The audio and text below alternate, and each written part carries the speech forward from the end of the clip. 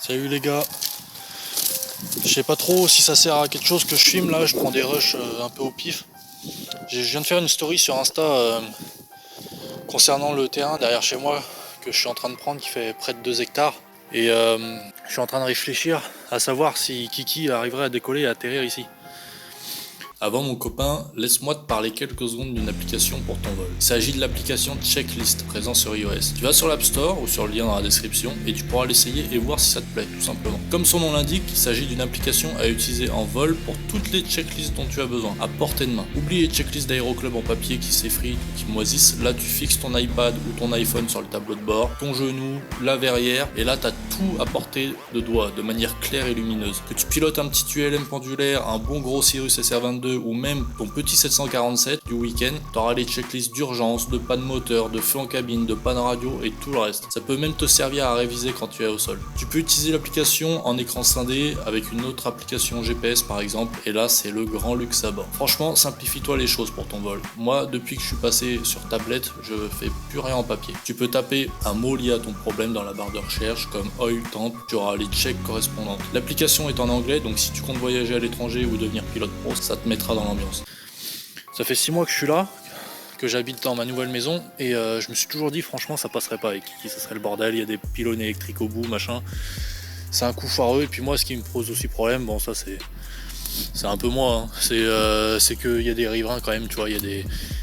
Bon, on n'est pas à Paris, mais il y a quand même 2-3 maisons, tu vois, à 500 mètres à la ronde. Franchement, Kiki, il est trop bruyant. C'est un mauvais garçon. Donc voilà, après ça dépend de l'objectif. Si tu as envie de voler tous les jours, plusieurs fois par jour, forcément là tu vas faire chier tout le monde. Mais si c'est juste pour voler, tu sais, juste pour aller à l'aérodrome de l'Essai et une fois à l'aérodrome de l'Essai emmener des passagers ou quoi, et que tu décolles une fois le samedi, voire une fois le dimanche, tu sais, entre 10 et midi, bon bah ça fait un gros bruit de tondeuse post-combustion 2 minutes, tu vois, et puis basta. Donc bref, par rapport aux riverains, bon c'est mes voisins, tu vois, après je pourrais toujours leur demander avant pour partir sur des bases saines, mais je pense que ça le ferait. Après par rapport à la distance, pour ceux qui me suivent sur Insta, j'ai posté des screenshots et tout, je suis allé tout au bout là, c'est une des premières fois où je vais aller tout au bout, et il y a un magnifique petit ruisseau, je vais faire du kayak, de la pêche, ça va être trop bien cet été là, et bah je suis allé au bout, franchement les pylônes électriques je pense que ça passe. En fait sur le screenshot là, je vais peut-être vous l'insérer dans la vidéo, faut que je mette l'axe de piste, alors c'est plutôt sud-nord, j'ai pas trop le choix avec le vent, de toute façon un petit vent de travers c'est jamais très problématique, et bah faudrait que je vise juste à gauche de ce pylône là. Si je vise un petit peu à gauche de ce pylône, ça passe largement, sachant que je suis censé passer au moins à 2-3 fois la hauteur du pylône. Quand je passe à gauche, les lignes électriques sont pas du tout dans la même direction et tout, donc franchement, enfin voilà, t'arrives pas perpendiculaire aux lignes. Je pense que ça passe easy, sachant que moi quand je faisais du modélisme, de l'aéromodélisme, pour nos avions un petit peu speed, ceux qui n'arrivaient pas à lancer à la main, ou que c'était un peu inconfortable, bah tu leur faisais des systèmes à élastique. Donc ça peut paraître con, hein, mais ça se trouve je serais le premier dans le YouTube game à me faire un petit système de catapultage, tu vois. Non, pour de vrai, il n'y a pas besoin d'un truc complexe, tu as juste besoin d'un truc qui te fasse passer, on va dire, de 0 à 50 km/h en beaucoup moins de distance que naturellement.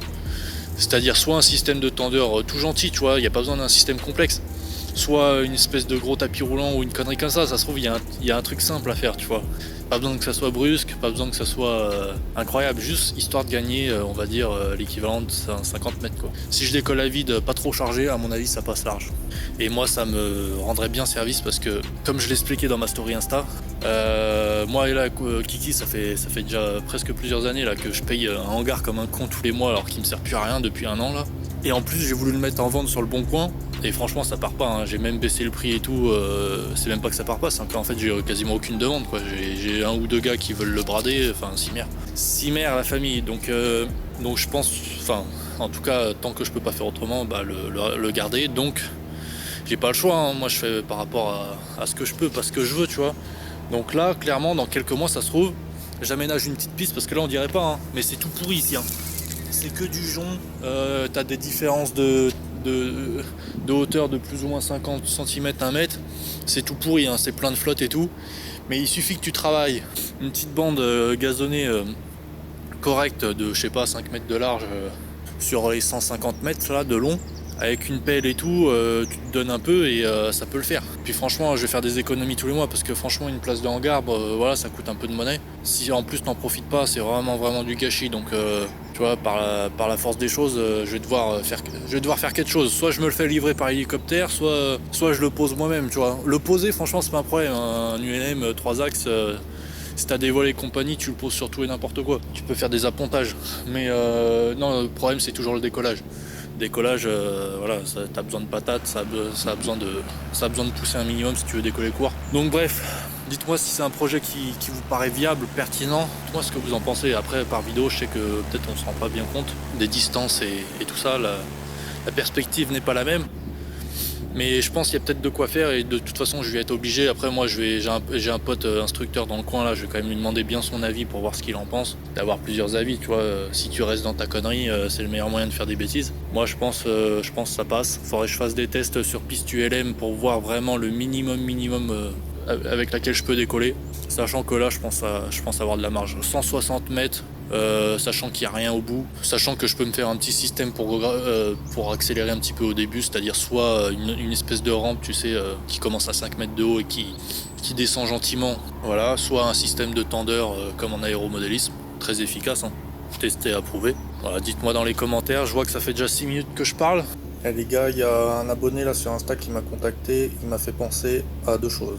Alors déjà le truc que je vous ai évoqué précédemment, c'est-à-dire faire des tests sur piste en air pour savoir concrètement en combien de mètres minimum je peux décoller. Parce que là, on n'a pas des abacs comme en DR400 où on peut se référer et tout. Là c'est de l'ULM, c'est à la Wadegen, hein. C'est comme si j'avais mis un moteur sur une boîte. Si tu veux, mes abacs c'est moi qui me les fais là. Donc bref, pour être sûr, j'avoue, sur piste en herbe, je vais refaire des essais. Voilà. Donc ça, c'est par rapport à sa première remarque. Deuxième remarque, il me disait démonte-le, amène-le sur ton terrain et en attendant, voilà. J'y ai pensé aussi.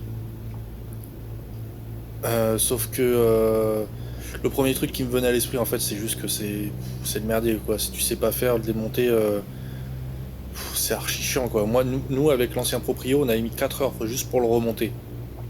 Sachant qu'il avait une fourgonnette, faut envelopper les ailes de mousse, machin truc, pour être sûr. Parce qu'en plus, c'est ça, t'as un risque. Déjà, c'est très long, faut vraiment prendre le temps, faut savoir faire. Et t'as un risque, t'as toujours un risque de percer la toile comme un con, parce que c'est des opérations que t'as pas l'habitude de faire et tout. Donc, il y a quand même un petit risque, tu vois, minime, c'est pas non plus un truc incroyable, c'est pas de la chirurgie, mais voilà. T'as un risque de percer la toile comme un couillon, qu'il y ait une voiture qui tape l'empennage sur la route ou une connerie, tu vois. Bon, j'ai pas loin, tu vois, j'ai 1 heure de route à faire. Je mets des gyrophares, machin, je loue une petite remorque, un truc comme ça, je m'entoure d'un ou deux potes qui m'aident. C'est vrai qu'il y a peut-être moyen, et en plus ça pourrait faire une vidéo rigolote, non? Et ça serait peut-être, j'allais dire, moins dangereux que d'atterrir. En fait, c'est même pas ça. Moi, si je le sens, si tout est prêt, atterrir, c'est pas un problème. C'est plutôt décoller qui est un peu chiant. Mais atterrir, c'est pas un problème. C'est juste qu'en fait, le temps que j'achète le terrain, que je prépare la piste, mais en fait, j'en ai pour 6 mois. C'est pas ma priorité, là, je suis submergé. Et en fait, j'en ai pour trop longtemps et je vais encore continuer à payer le hangar et tout et tout. Donc, effectivement, est-ce que je ferais pas mieux de le démonter? Parce qu'au final, franchement, l'ancien proprio avait tout démonté parce qu'il devait traverser la France. Mais, moi j'ai juste besoin de démonter les deux ailes. Je le mets sur une petite remorque. Je mets des putains de gros gyrophares qui se voient à 3 km et hop, je le ramène chez moi. Il faut juste que j'ai un abri pour l'accueillir. Alors ça, pour ceux qui connaissent, dites-moi en commentaire parce que moi je m'étais déjà bien renseigné, mais je sais plus trop. Sur le terrain constructible, concrètement, je peux rien mettre. Je peux juste mettre une serre tunnel qui va me coûter 4000 balles. Et sinon, je peux rien faire construire parce que je suis pas agriculteur et que je peux pas justifier d'un besoin pour abriter du matériel agricole ou animal. Kiki, c'est vrai que c'est un animal quelque part, mais je suis pas sûr que ça passe. Donc dites-moi si j'ai un quelconque moyen de construire sur un terrain non constructible pour abriter Kiki ou autre chose, tu vois, un petit tracteur et compagnie.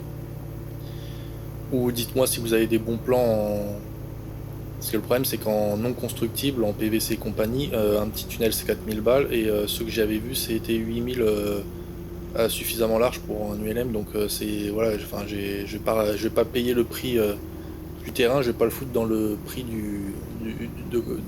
du hangar, tu vois, du petit abri. Dites-moi si vous avez des infos par rapport à tout ça, mais j'avoue que sinon, le ramener par la route là, serait peut-être le moyen le plus simple et le plus rapide en fait. Est-ce que ça vous ferait kiffer une vidéo où on voit qui sur la route en convoi exceptionnel? Dites-moi ça dans les commentaires. On se retrouve bientôt les petits gars. Dites-moi dans les commentaires où vous en êtes, si ça vole ou pas. Moi ça m'intéresse de savoir où en est la communauté. A bientôt tout là-haut.